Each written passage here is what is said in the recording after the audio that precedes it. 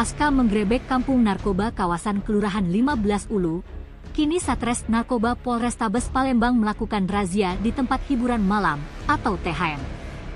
Satres Narkoba bergabung dengan Satreskrim, Samapta, serta Satintelkam Polrestabes Palembang merazia 3 titik lokasi THM di Kota Palembang. Hasil razia tim gabungan dengan nama Operasi Sikat Musi 2025 di 3 THM, petugas mengamankan 26 pengunjung kafe yang dinyatakan positif narkoba usai dites urin oleh petugas. Dari 26 orang pengunjung yang diamankan, 8 diantaranya perempuan termasuk seorang disc joki inisial SB.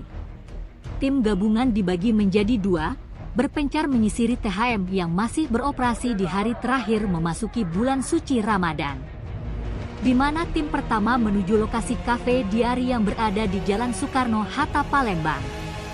Di sana petugas mengamankan 24 pengunjung positif narkoba usai dilakukan tes urin, 17 laki-laki dan 7 orang perempuan termasuk DJ, SB.